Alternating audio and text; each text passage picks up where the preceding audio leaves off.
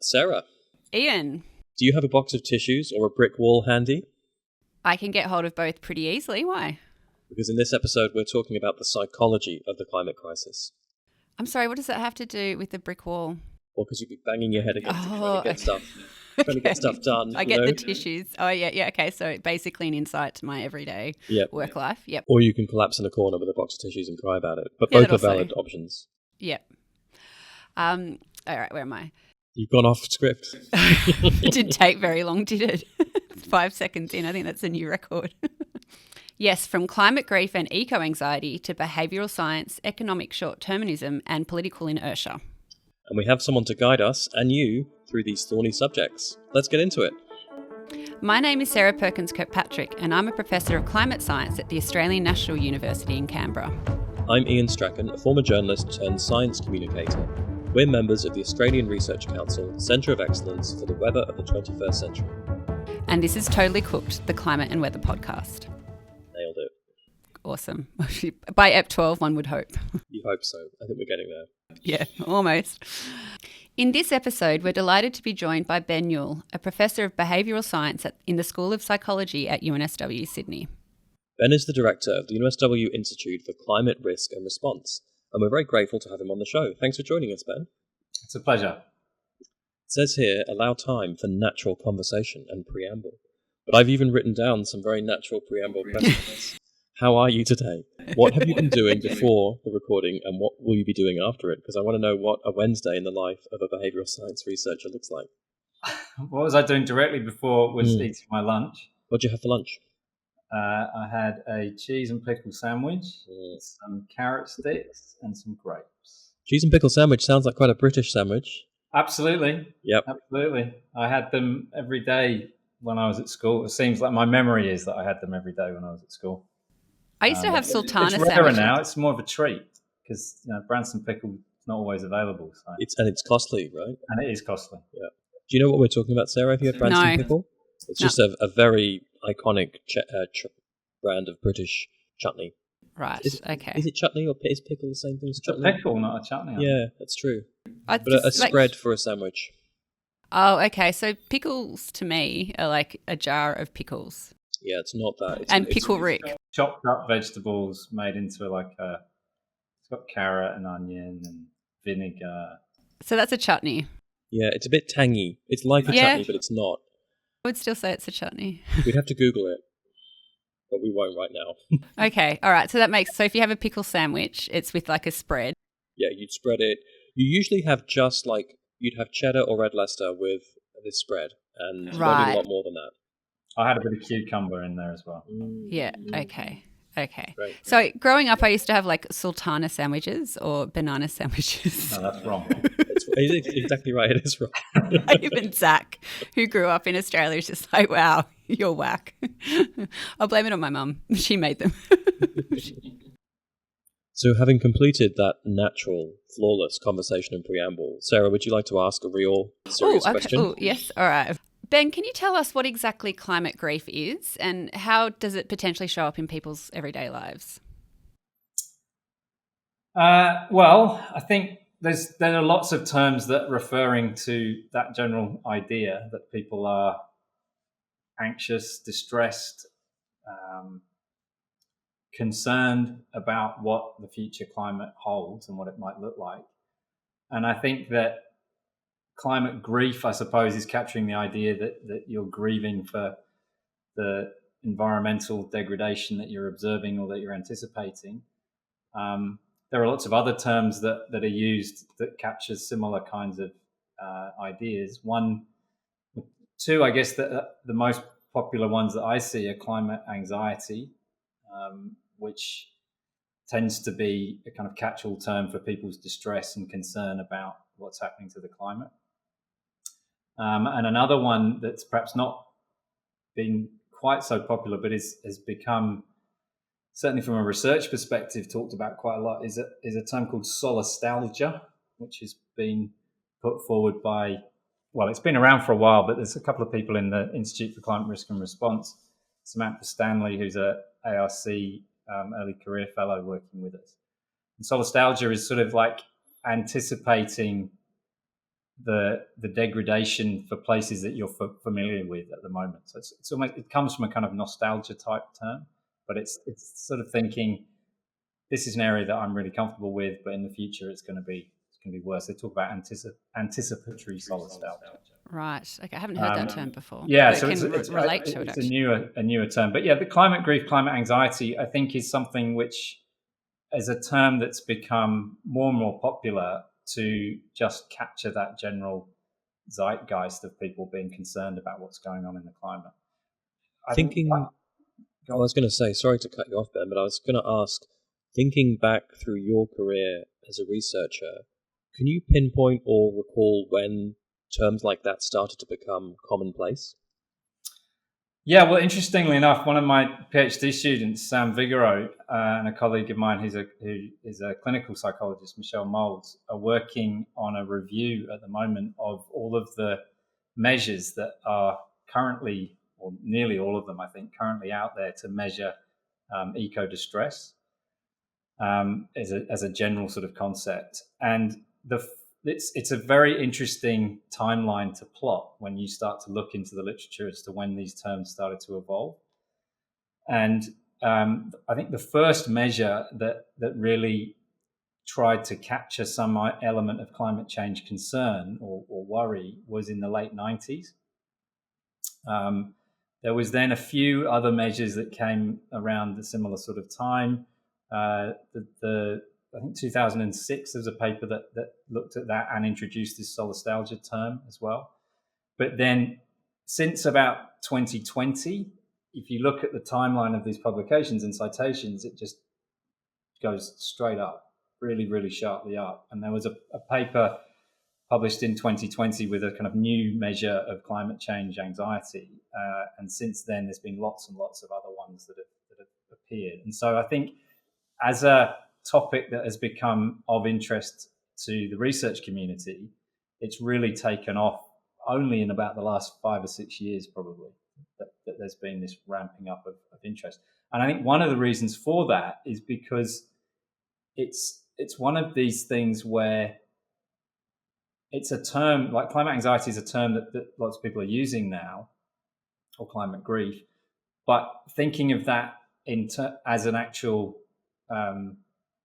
identifiable concept or something which is, clinically relevant, if you like, something that requires pathologizing and treating and how you might treat it, is not clear and not clearly reconciled in the literature at all. So it's a term, I think, that is, people have an intuitive understanding of what it means, but my clinical colleagues, and I'm not a clinician, but my clinical colleagues are, they have a very particular set of characteristics to determine if someone is clinically anxious or clinically depressed, or that's the structure of the diagnostic manual and the things that you need to have, that's all very clear. But linking climate to those things and what that means in terms of treating it and understanding it is still very much under investigation. It's interesting with that history you just gave, Ben. That's certainly when I've started to notice an uptick in people using the terms climate anxiety, climate grief. I had always wondered, well, not always, but in the last 5 years, wondered if it was related back to our Black Summer here in Australia, so the 2019-2020 summer. It's something now that I get asked more regularly about in terms of my own climate anxiety and how I could potentially deal with it. But yeah, certainly in the last 5 years, and I didn't realise that's when I guess more of the research interests had come from as well. Yeah, that particular paper that I was talking about came out of the US, so I don't think it was necessarily linked to experiences here. I think it was more of a generative cumulative effect of lots of people talking about it. But it's interesting that when you see measures of new constructs, new concepts being developed, and the research community starting to think this is something we need to talk about and get a sense of, is this a thing we need to be measuring? And one of the interesting facts that came out of this review process that Sam was undertaking in putting this paper together was that one of the earlier measures of climate anxiety some of the items. So when I talk about a measure, what I mean is basically a questionnaire, a survey with a set of questions that tap into different elements of concern that people might have about climate change. So is this something that keeps you up at night? Can you stop yourself from thinking about climate change? Is it something that you talk to your friends about all the time? And you're answering those on a scale, and over the set of different items on the scale, you then come up with a number, and it says this is how anxious you are, this is how much you think about climate. And some of the questions that are used in one of these early scales actually came from a previous scale that was developed to measure Y2K anxiety. Interesting. Okay. Which for younger listeners might be thinking, I don't even know what that is, but that was a thing that older people back in 1999 were worried about the world ending once we ticked over to the millennium, because all of the computers were going to crash because they didn't understand how to deal with a new digit at the front. And it turned out to be nothing, right? I mean, nothing actually happened. And it's still a little bit unclear as to whether nothing happened because lots of people altered lots of lines of code, or whether there was never a problem to be experienced. But the point is that measures get developed to capture things that are of current concern in the wider discourse. And climate change anxiety is definitely one of those. So my colleague Samantha Stanley, who I was mentioning earlier, she's actually worked a lot on different sorts of emotional reactions and how they're related to different sorts of action and willingness to take that. And anger associated with climate is one of the key motivators for people. Well, I'm proof of that. I didn't know of the research because, like I mentioned earlier, I have been asked more regularly over recent years, like, do I get anxious and do I feel climate grief? And I have my moments, but a more common reaction is anger and frustration, which, and I'm also stubborn, so I just get on with it. And so my answer to that question, with the other version of which is, how do you stay hopeful and whatever. But or are you climate anxious and what do you do about it? I got that one. I get it a lot. Yeah, is no. I flip it and use it to energize. Exactly. So it's not so much anger. I mean, frustration comes into part of it, but it's more thinking of it as opportunity and energizing. I guess I get more angry when we're saying things and we're like, all right, well, there's room for change here. We can do this, but then a policy might come out or an election result might come out that allows that not to happen anymore. That's where I get angry and frustrated the most, I reckon. So anger and action is one thing that one way people might respond to the sort of, the scale of the enormity of the climate crisis when they start to engage with it. But can you tell us a little bit about what some of the other responses might be, Ben? Perhaps less proactive or positive ones? Well, yeah, I mean, one is to deny it, right?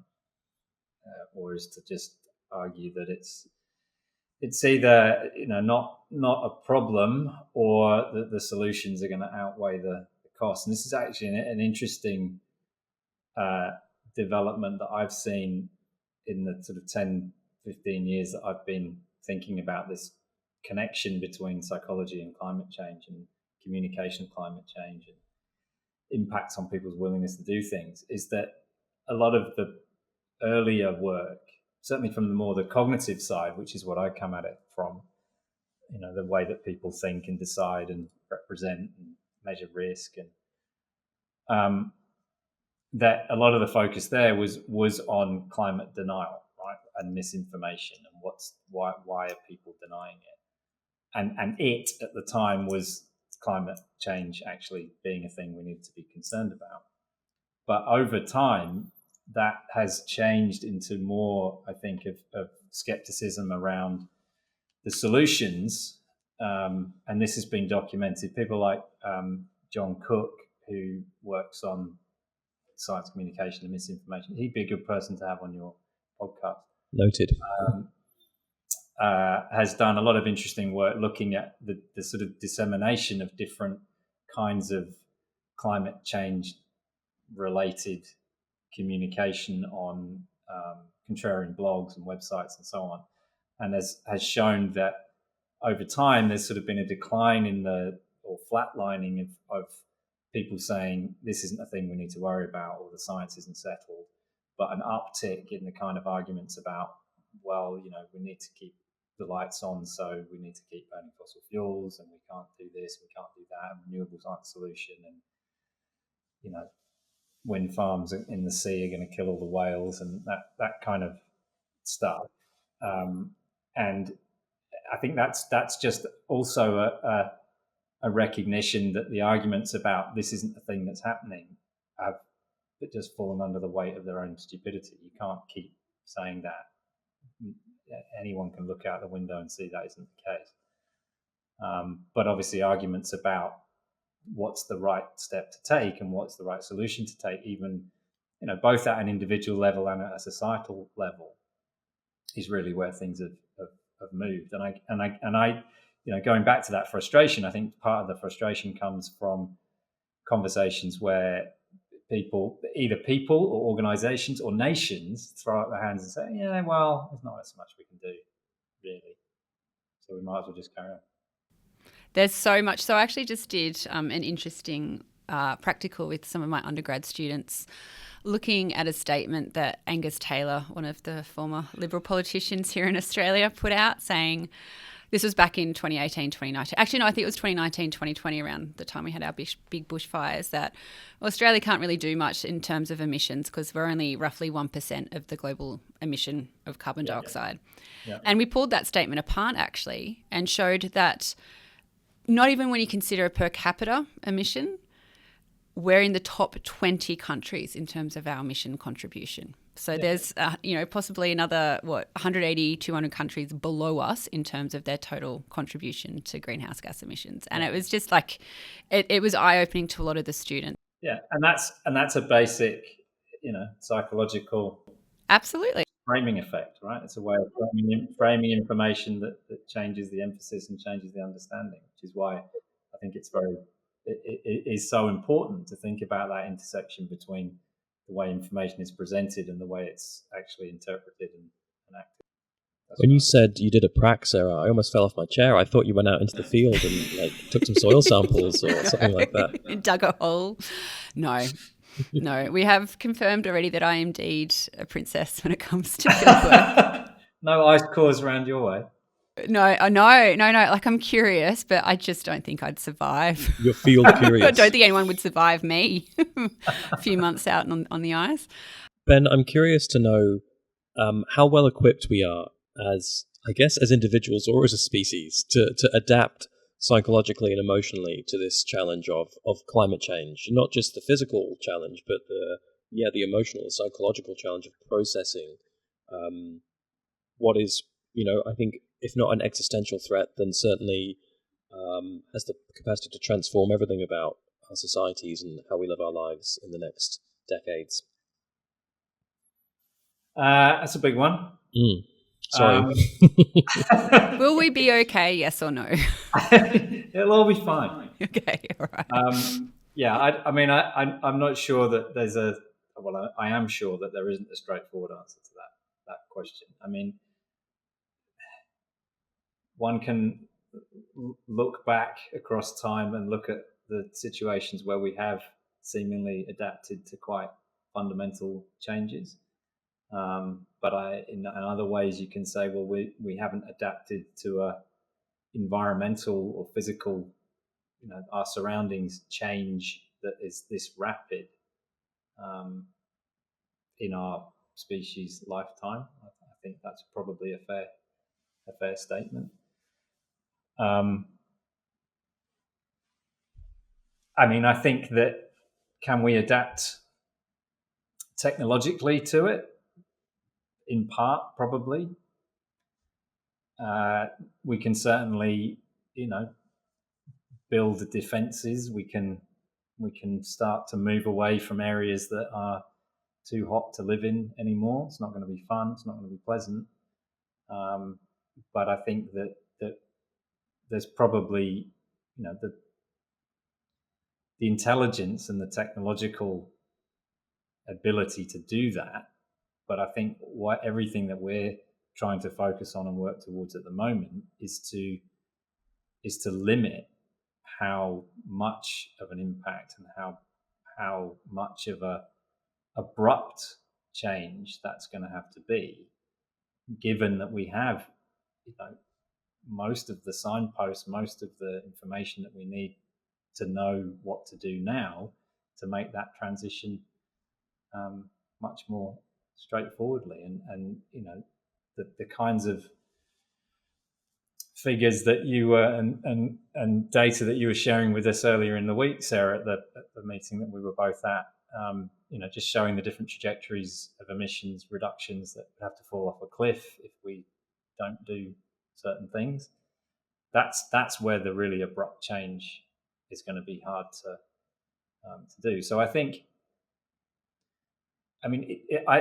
it's very hard to do that kind of backwards into time casting and saying, this threat is worse than anything that any previous generation of our species has ever faced. I mean, that in some ways that sounds like a really stupid thing to say, because in a way we're so much better off, so much better equipped, so much more life expectancies, etc., that I think that it would be foolish to make those kinds of absolute claims. But at the same time, it does seem, even looking around what's been going on this week in Australia with the floods, in New South Wales, with people who were hit 2-3 years ago being hit again, we're pretty confident that those events are going to get more frequent and more intense. And there is therefore going to be a limit to how many times people are going to be willing to pick up or able to pick up and restart. And if you think of that as a individual or community or species level ability to adapt, then I think that's a pretty standout call. I'm somewhat encouraged by your perspective, because I'm just thinking, would I rather be a person right now in 21st century Australia facing the climate crisis, or would I rather be in medieval Scotland facing the Black Death? And I think we've got more tools at our disposal now than we did then. Exactly. Yeah. There is an irony there, though, that those tools and technological capacities and knowledge that we've created are a consequence of, like, the technological advance we've achieved is what has caused the climate crisis. Burning fossil fuels has enabled the Industrial Revolution. The Industrial Revolution has done good things and it's done some bad things. It's a Faustian pact, if you will. If you like. There's a particular challenge for people who are engaged in the climate crisis, but when the people around them, family, partners, colleagues, aren't. And how does that affect how we act or don't act? Yeah, it's a good question. I think I would push it back on you, though, and ask you to define what you mean by engaged in. Concerned by facing the reality of... and doing something, or just saying, well, that's it. This is pretty shit. Yeah, let's say you're an individual in a family unit or a social group. You're the one who's read enough reports, has kind of confronted it, accepted that it's a problem, and is maybe starting to move into a place where they want to do something or want to take an action, but their peers and the people they're closest to are not in that place. And I'm curious to know how that might inhibit them from acting on it if they don't feel supported or affirmed in their view. I mean, at a broader level, you could argue that one of the things that we know from a lot of research in the psychology of behavior and behavior change and theories of behavior are that the behavior of others around us is a big influence on that. And you can think of that as a simple kind of social norm or a perceived norm. So I start to learn about what it is that other people around me do, and then I understand that that's something that I should be doing as well. And I either they talk about descriptive norms, that's something that I can see and therefore I should do it, or prescriptive. I feel like I should do this thing even if I don't necessarily see other people doing it. But it's undoubtedly the case that those kinds of normative perceptions and peer influences are clear predictors of my intention to behave in different ways, and indeed my actual ways of behaving differently. So one of the most successful or widely applied theories of behavior is called the theory of planned behavior, and one of the key impacts on that is the perceived norms that I have about what other people are doing and how I observe them. So whether you think of that in a broad context or whether you think about that just in your individual daily life in your family group, the way that you perceive others doing things, and if more and more people are doing those things, then the ease with which you can do those things, whether that's because you feel less inhibited yourself or because the environment, and now I'm not talking about kind of physical environment necessarily, but the environment in which you're making your decisions and choices is set up in such a way that it makes it easier to do those things. So classic example is smoking, right? Smoking, when we were kids, you could smoke anywhere. You could. I mean, my kids cannot believe it when I tell them that you could get on a plane and smoke a cigarette. I still can't believe that. You can't believe that either. No, I was alive. I know I was alive when that was the thing, but I'd never caught a flight with people smoking on it. It was fine because it was only the back 5 rows of the plane. And yeah. Travel in the no, it doesn't. Doesn't diffuse at all. No, it does not travel. Yeah. So, but whereas now, you can't smoke anywhere or barely anywhere, and my kids will actively almost point at people on the street and say, "Look, someone's smoking." Mine too. Yep, that's so gross. Why would you do that? Yeah, exactly. And that's a norm that has shifted in the last 30 years or so. And it didn't shift completely without mandatory changes, right? But there was enough of an action and enough of a change broadly in society to push that kind of thing forward. And the fact now that it makes it really hard to smoke, or you're either not allowed to, or it's inconvenient, it's all fairly intuitive, but those kinds of things then will perpetuate and change that sort of behavior. So I think if you're part of a group and the rest of that group is not on board with taking action on climate, which again I think is an interesting fundamental question as to what counts as doing enough on climate, right? Is having this conversation part of doing enough? I would say yes, but does that then allow me to be do some moral licensing? In other words, I do a good thing, therefore I can do a bad thing. Does this mean I can get on a plane and go and present my work about climate somewhere overseas because it's about climate? I don't think there's a simple answer to that question. So I've probably gone beyond what the initial question was, but yeah, definitely the things that are around me, and how do you tackle it? Well, I think you can just start to say, well, why don't we consider these things a bit more if you're in a position where you can do it, right? This is another thing that I think is lost a lot in the relative, well, actually not even relative, the privileged position that we are in, people like us, that we can be having a conversation about, well, we really should do more about climate change, and not a conversation about how am I going to get food for my kids or avoid a bomb being dropped on my village. It is a fundamental, existential, all-encompassing thing, but in a way only for the people that are able to put enough time in their life to think about it, because their other things are kind of stable. That's a very ironic. I'm thinking about where on the hierarchy of needs would Maslow put climate anxiety? Is it self-actualization? I'm so comfortable. Pretty high at the top, yeah. So comfortable. I've got so much time on my hands that I'm really worried about the future of the world. That's right. I've been called out. I'll resign after this, Sarah, and go do something useful. Please don't.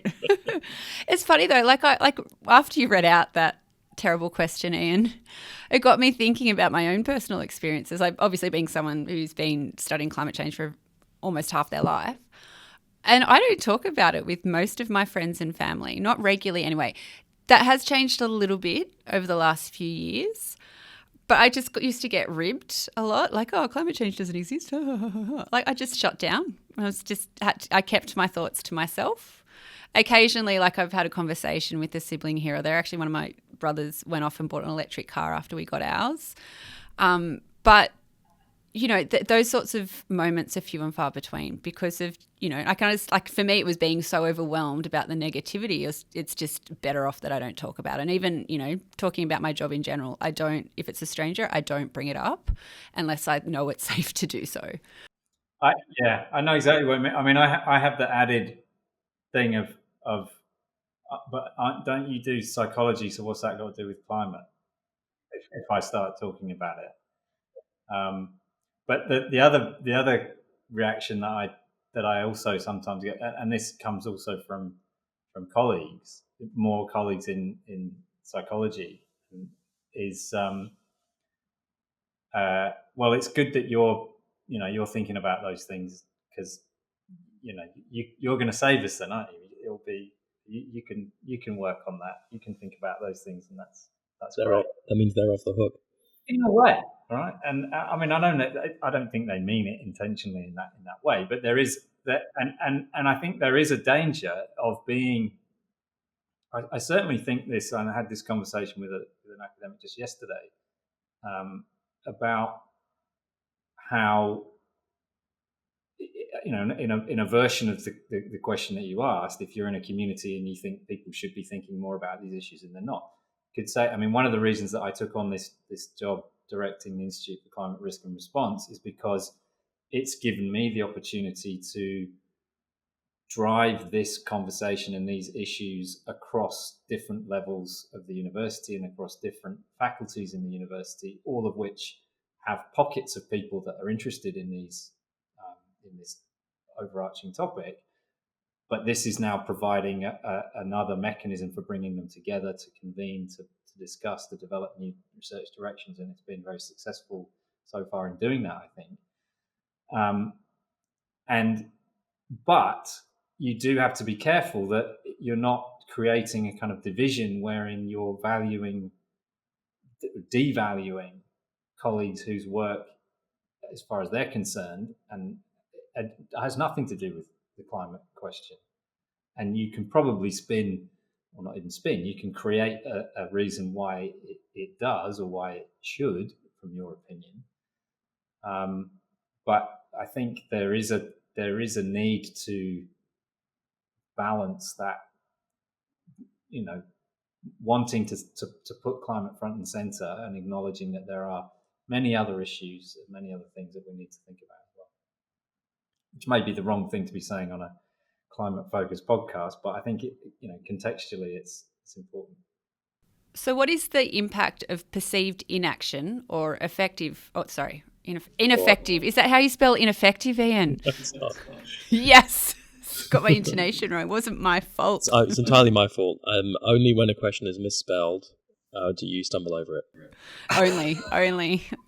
And I was trying so hard to read it slowly and not skip ahead. It was taking all my effort and strength. Okay, calm. What is the impact of perceived inaction or ineffective action from leaders or powerful institutions on individual and community action? Right. You're reading it like... I know. You're reading it like it's you're a BBC presenter from the 90s, and it's like, we've got a question from the audience, you know? Yes. You're reading it like that. Reading it like someone who's never read it before. They're meant to be... what I want you to do is to read it, digest it, and then pretend that you've thought of it and I'm not prompting you. This is like, that's too much pressure for my poor ADHD brain. It's like overwhelmed. You're asking what's the impact of having leaders that don't do anything? Yes. Yeah. Could we just make it really simple for me, please? Do you want to ask that back, Sarah, right now? What was it again? Don't read it, just say it. I'm struggling. I'll ask the question. So, no, it's fine. I'll ask it. We're here to interview Ben. Ben, would you like to host a climate podcast? I think I'm about to be ousted out of my own. I'll just retire from the portfolio in general. So basically, what is the impact of leaders effectively doing nothing? I mean, I think there's a clear case for people taking their prompts from people who are in senior leadership positions, right down, from leaders of the country down to leaders of the community or leaders of your work. And I think that is it's certainly in the commercial area. So one of my PhD students, Monica Trezise, is just starting out a PhD looking at how leaders use decisions about or use information about climate and climate risk to make decisions in their organizations, which is a tough topic to research, especially to get access to people in those decision-making positions who are willing to talk.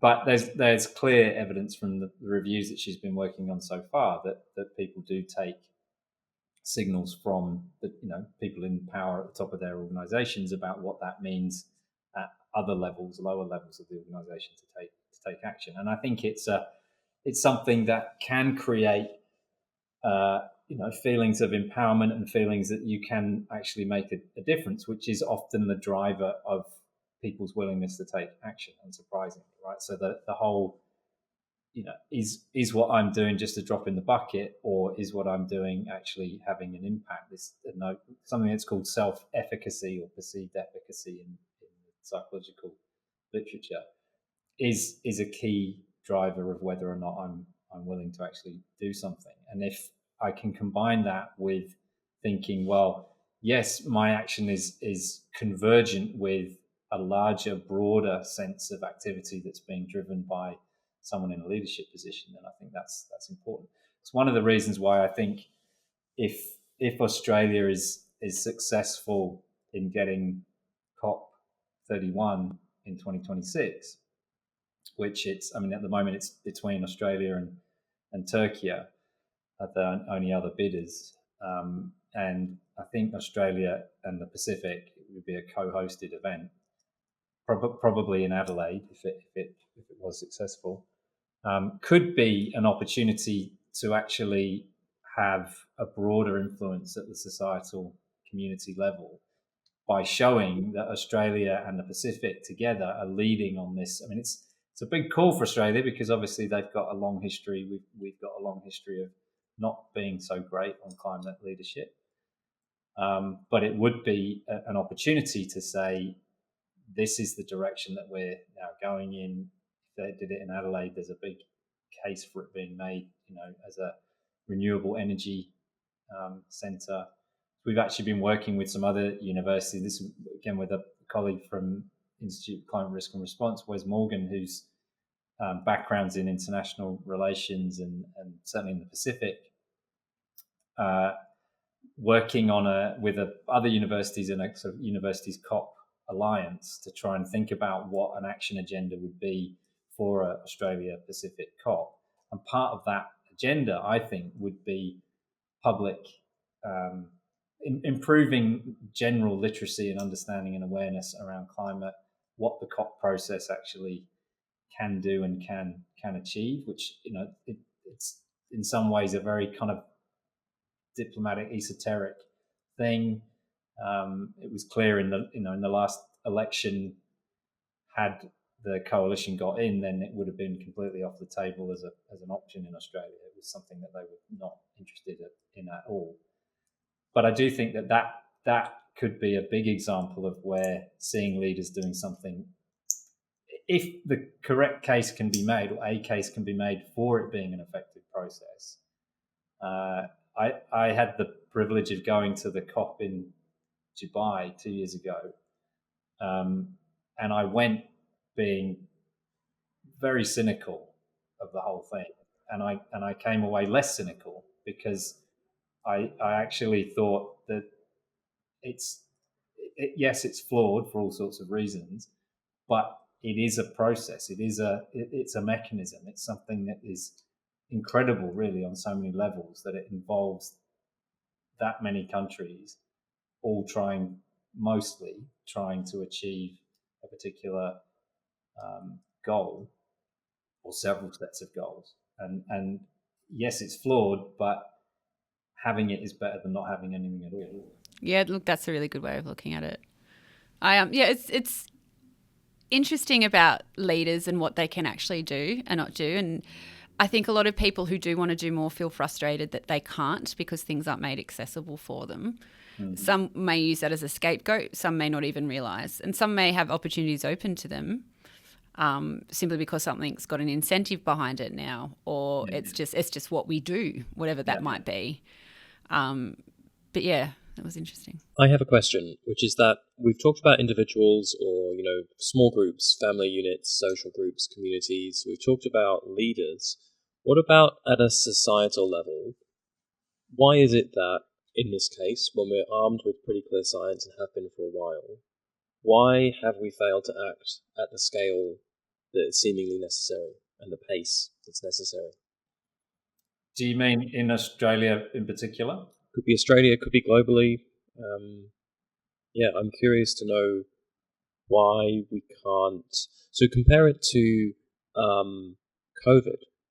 And when we look at charts about emissions, there's this 1 year where we somehow magically were able to stop emitting and increasing our emissions. And that's because everyone all over the world, many different communities, different cultural norms, everybody agreed that something to protect lives and to save lives, something had to change dramatically right now, tomorrow, and did it for a while.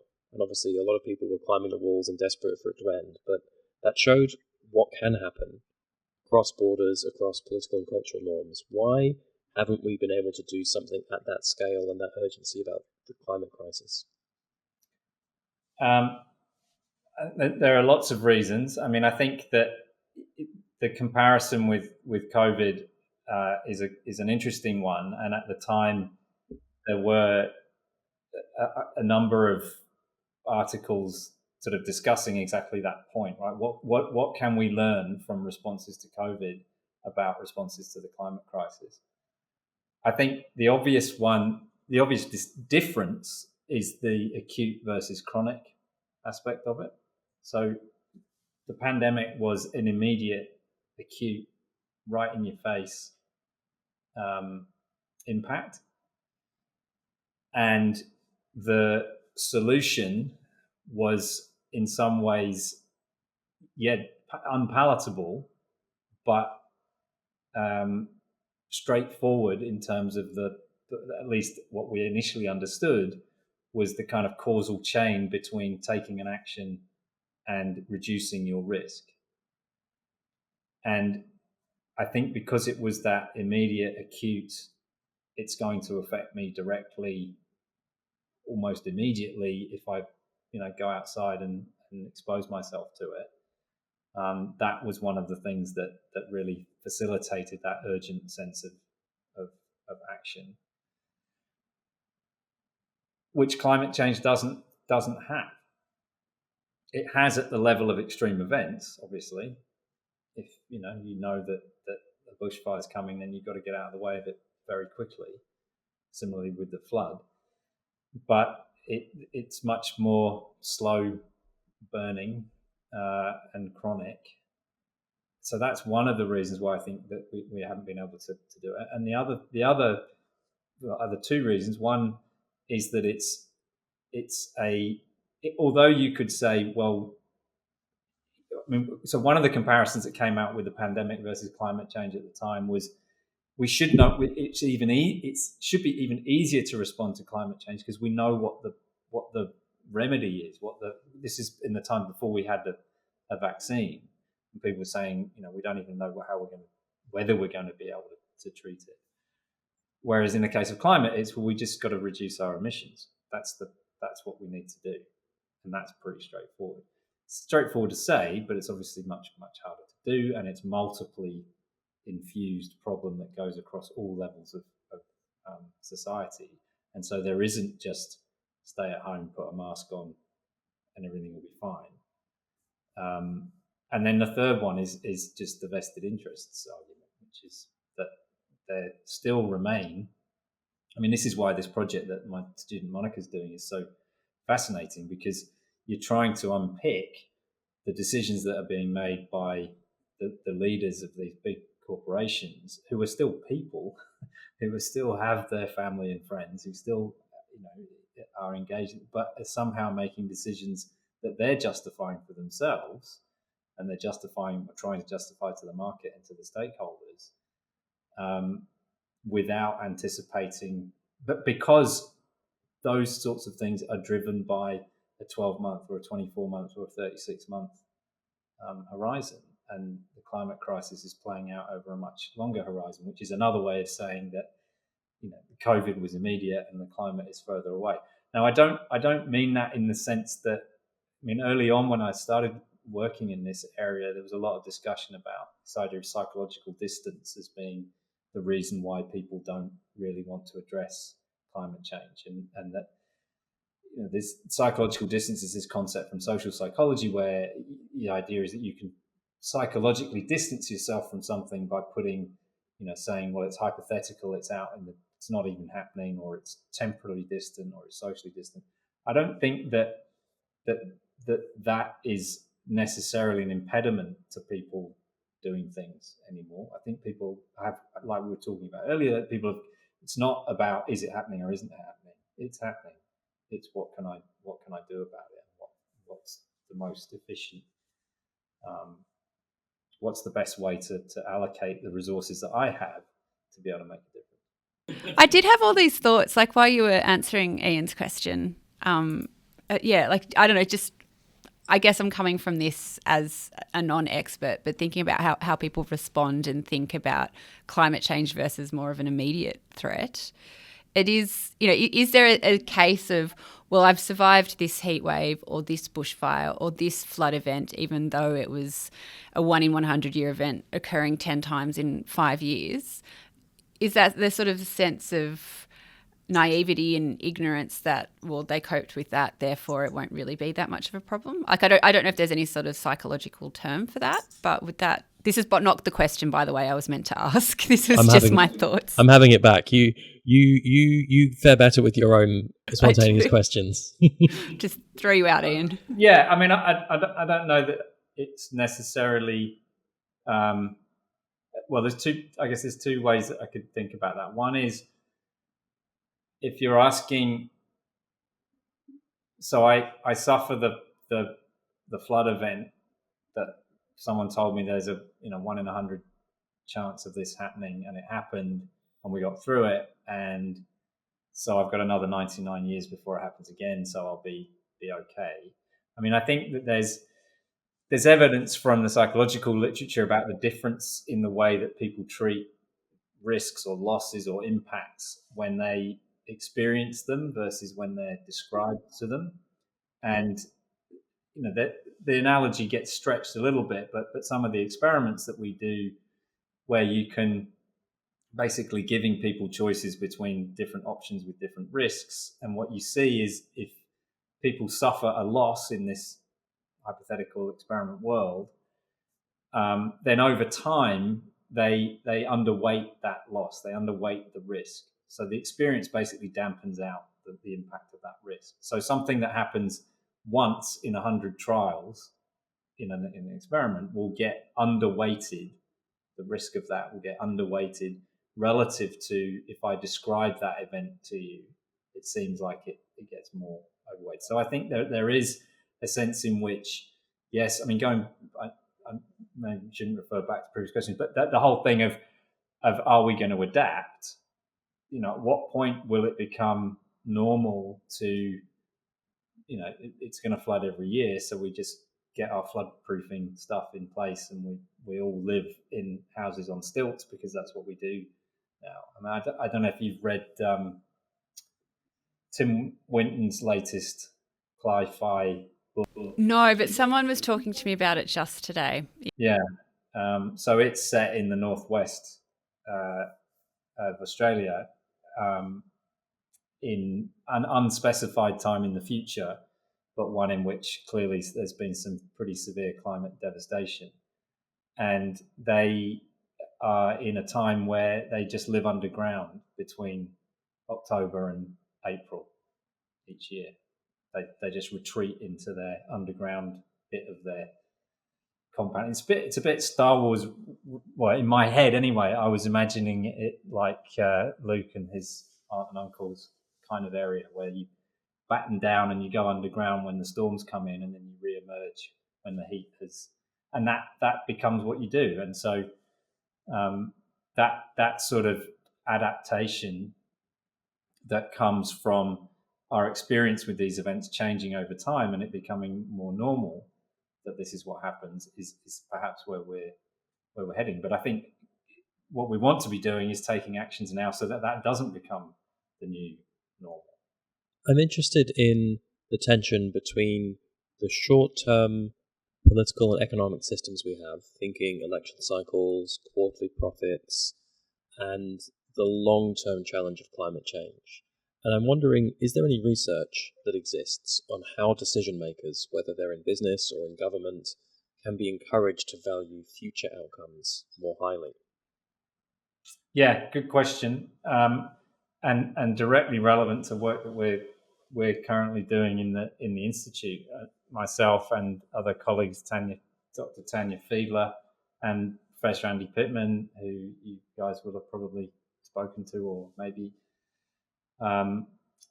one of the challenges, and I had this conversation with a group of people from a bank just recently, is getting them to think beyond 1, 2 or 3 year horizons and think into 10, 20, 30, 50 year. And the juxtaposition of that, either with, as you say, the political reality of I just want to be in power in 3 years' time, or I want to make sure I'm making profits in 3 years' time, to but what's going to happen in 10, and then if the answer is, well, we're too uncertain, so we're not going to make a decision now on the basis of something we don't know about in 10 years. And I think there's one of the things that we talked about and that's interesting research on that I think really brings together actually the climate science and the psychological research is getting people to think about different plausible futures, if you like, plausible climate futures. And there's different ways.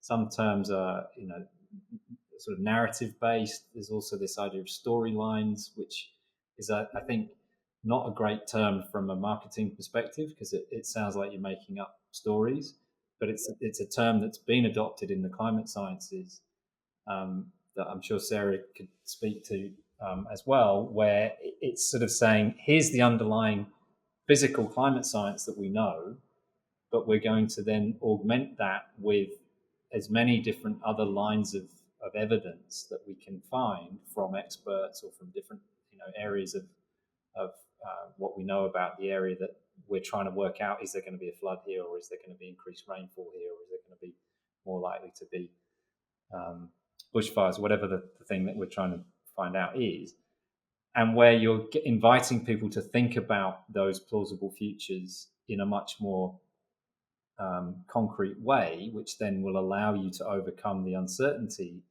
that is inherent in these future projections of climate. And the reason I think that intersects with the psychological literature is because that when we're thinking about uncertainty, when we're trying to make the best of probabilistic information that we're not often very good at reasoning, one probably the biggest export, if you like, of psychological science to the broader world is the things on heuristics and biases and judgment and cognitive biases that are supposedly underpinning a lot of the judgments we make. And I don't adhere directly to that perspective that we're all biased and hopelessly irrational. I think is an overly negative way of spinning it, but it's certainly true that we use lots of other aspects of information beyond just simple probabilistic statements when we're making judgments and predictions, and the extent to which you can then lean on that and lean on our tendency to use other information to build up more detailed narratives about the way that we behave and why we behave in that way, and merge that with or integrate that with the climate science, allows for that overcoming of uncertainty and planning and trying to engage people in those different ways of thinking about how the future might unfold, and give them then actions that will allow you to hopefully make it more likely that you're on pathway A instead of pathway B. And that I think is the way to try and engage with the decision makers who have the ability to make these changes in an important way. And a step towards that is the change that happened this year in terms of the reporting that all organisations now have to do on climate risk to their assets, to their entities. And we've been engaged at the Institute with running workshops and engaging with different organisations on thinking about how they're actually building those risk mitigation plans, how they're thinking about how risk is actually, how climate risk should be factored into their future planning. And it's very hard, and it's hard because at the moment, arguably, what the regulations are asking for is kind of outrunning the precision of some of the climate projections. And so we're trying to figure out how you make the most the best kind of response to that regulatory framework is I think very much an area that needs further understanding and research and investigation.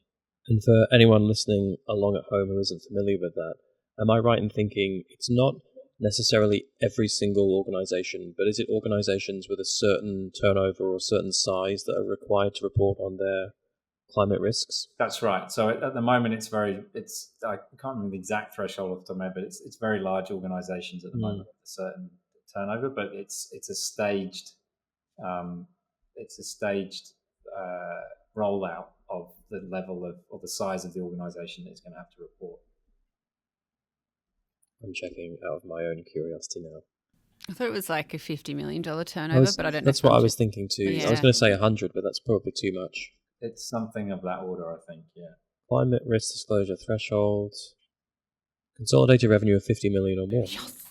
Gold star, I do Sarah. know something. Well done. I should really know Sarah, that. Having been in a workshop this week.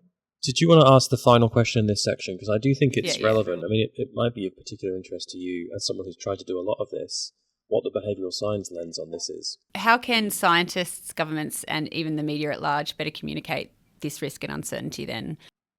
Yeah, a few thoughts on that. I mean, I think that the key to getting a message across and kind of heard and heeded is obviously part of it is the language that you're using to do that communication. But it's also about ensuring that you have trust between the person that you're communicating with and you as the communicator, right? And that, I think that trust aspect is crucial. I mean, some recent work that postdoc of mine, Omid Ghasimi at ICRR, was involved in, looked at levels of trust. This was part of a much bigger project around the world looking at trust in science and science sort of populist attitudes and so on. But he did a particular piece of this work looking at the gap in trust between climate scientists and scientists in general. This came out this last week. And what we found, it's like across 68 countries or 70,000 people, something like that. And what we found was that on average, trust in science in general was higher than trust in climate science. And you can see it was pretty high across the board. So it was a pretty straightforward way of measuring it, and it was all above the midpoint in the way it was measured. But trust in scientists in general was slightly higher than climate scientists. And for reasons that you could expect, that climate science has been politicized in lots of countries, and the more that you were kind of right-leaning or had a less understanding of scientific process, or the bigger that gap was.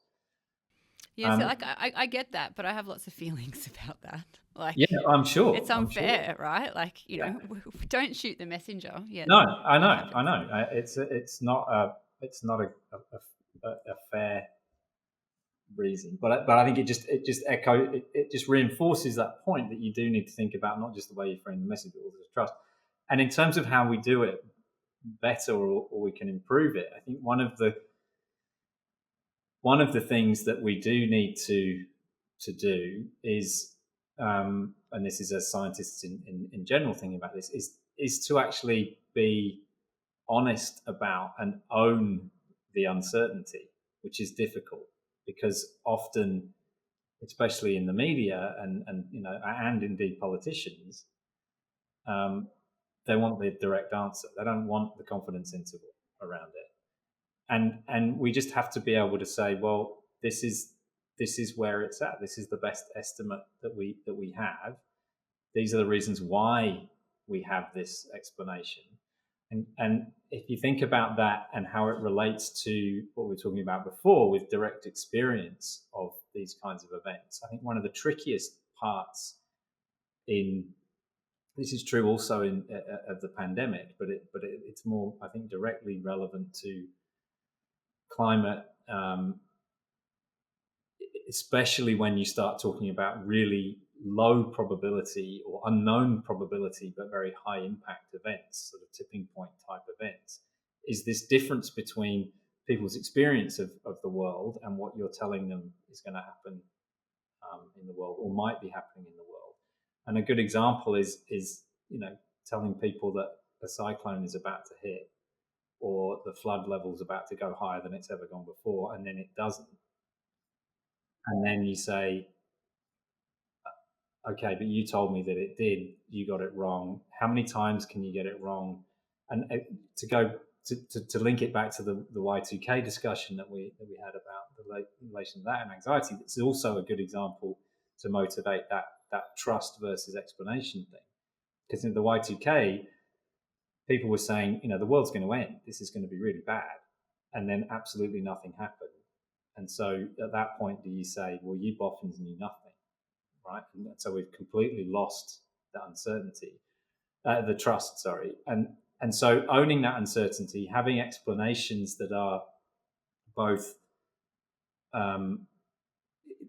hard, but simple enough to try and explain why that uncertainty is there, but not denying it, not just saying this is what's going to happen, not denying that there's uncertainty, but trying to explain it in a way that is clear to people why you can't go beyond this level of uncertainty around your prediction. And then the last one is being able to admit when you've got it wrong and that you have made mistakes. Would there be something around there about how people perceive risk and probability? So, I often say things like there's a higher likelihood of a heat wave during an El Nino summer, or you're more likely to die when it's hot and or humid. Like, there's a few statements I rattle off occasionally, but there's the terms likelihood and probability thrown in there. Can that shape how people take up this information as well, and their reaction to it, and the trust as well? Yeah, I mean, there's certainly there's a lot of difference in the way that people interpret those terms, right? So this is true of, doesn't necessarily have to relate to climate information, but any time you're using those sorts of terms to try and convey some level of certainty in a prediction or a projection, one person will hear very likely and think 70%, another person will hear it and think 90%. And IPCC are, they're aware of that, and they've tried to be very clear on, if we say this is what we mean in terms of numbers, and we try to do words and numbers together. But that, you're not going to do that every time you make a statement. The Institute for Climate Risk and Response, as I understand it, and please correct me if I'm wrong, is about bringing together behavioural science with economics, climate science, governance. What does that actually look like in practice? How are you working to bring those different disciplines together and try to achieve progress in this space? The Institute is an initiative of the University of New South Wales to bring together three faculties, so Faculty of Science, Faculty of Business, and Faculty of Law and Justice.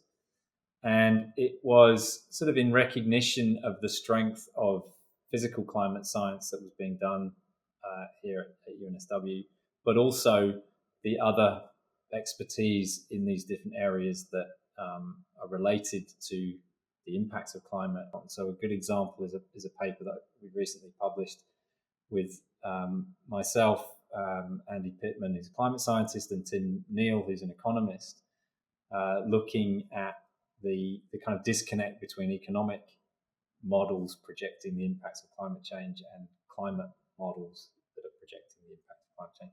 And by bringing those different disciplines together and thinking about how we see these impacts being communicated, and we understand how the economic models are being used to make these sorts of projections, it highlights the tensions and highlights how we can address the differences. Optional bonus segment. And so I've got a few, I've called this fast 3, and it's like fast questions, fast answers. They can be a little bit silly if you want them to be. I know the climate is no laughing matter, but we need to have some fun. Got to lighten it up a bit. Do you want to ask the first one, Sarah? I do. All right, so fast answer, Ben. What's one cognitive bias we all fall for when thinking about climate?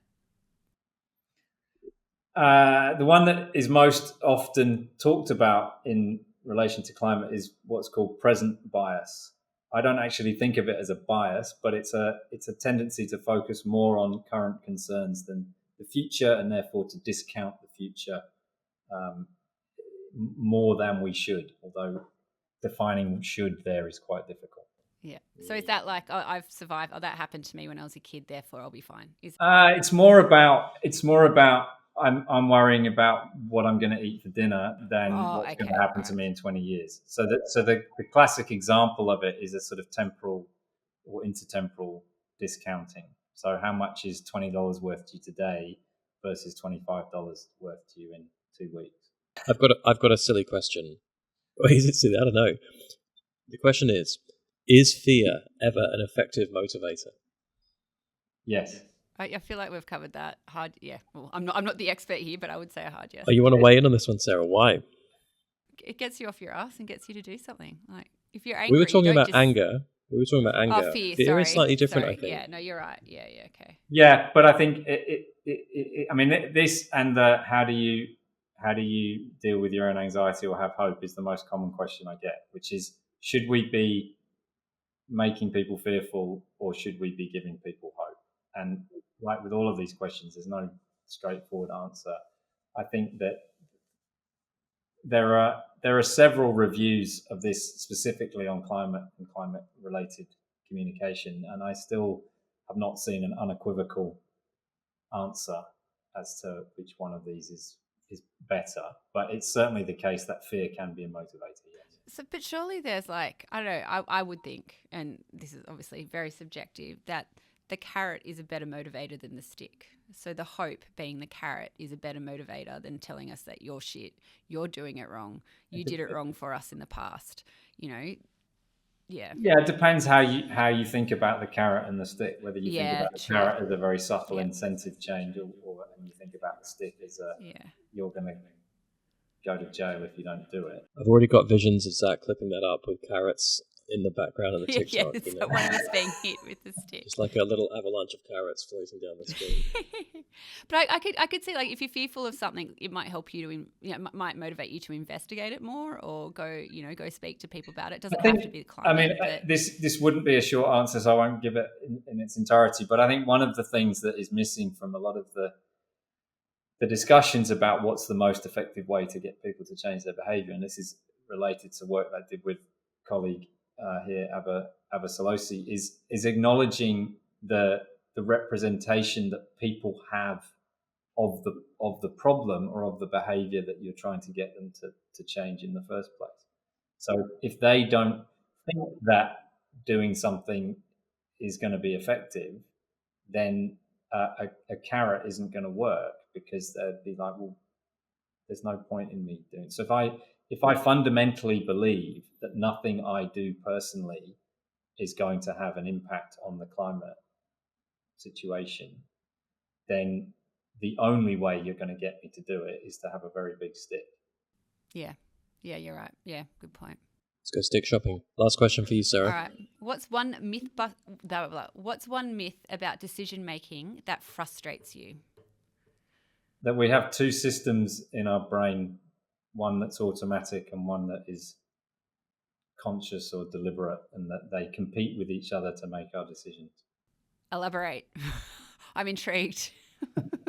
Well, it's a myth, so I don't want to elaborate. Well, it's the idea that a lot of our behavior is determined by factors that we're unaware of,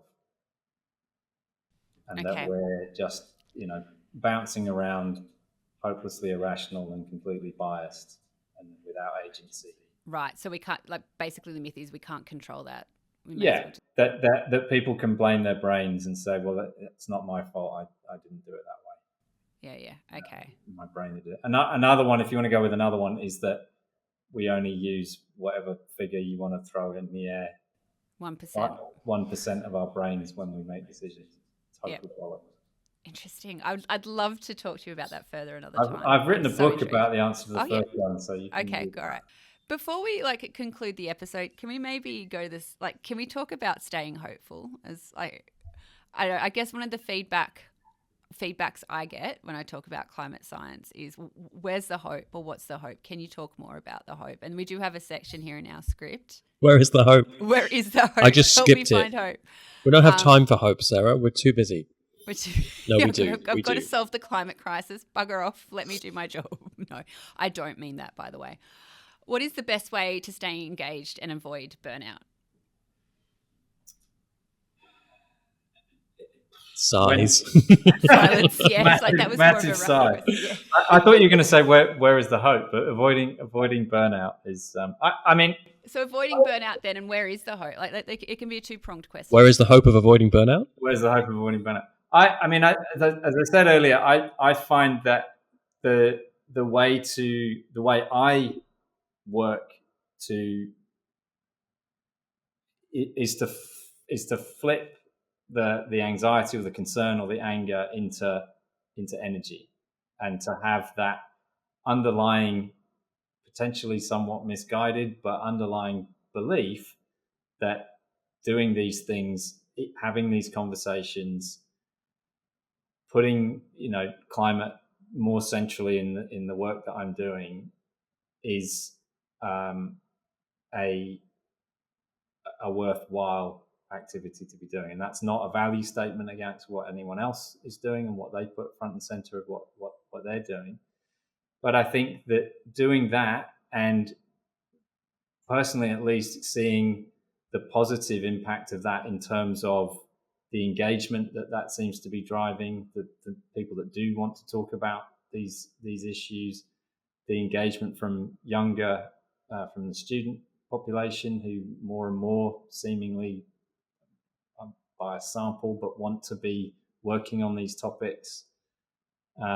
That's what gives me the energy to keep going, and not to think this is not worth the effort or burnout. Not to say that those sentiments don't fluctuate, but overall, I think that's what, and in a sense that having that as a guiding principle, I think is a good one for realizing that this is not a problem that any one person can solve on their own, but it's also one that the more of us that are thinking about it and doing it and trying to think about what our own position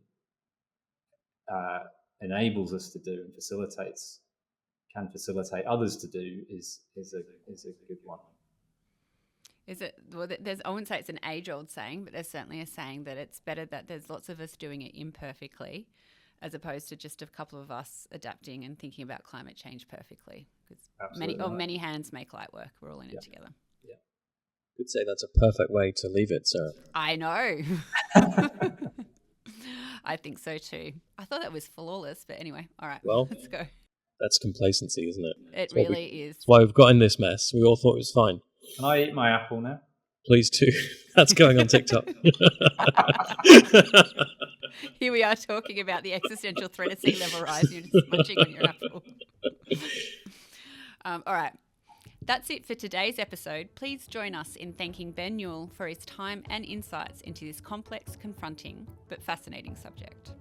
On the agenda for future episodes are issues like the existential threat posed by sea level rise to island states and territories. We also want to learn from Indigenous Australians about the thousands of years of weather and climate knowledge held by the world's oldest continuing culture.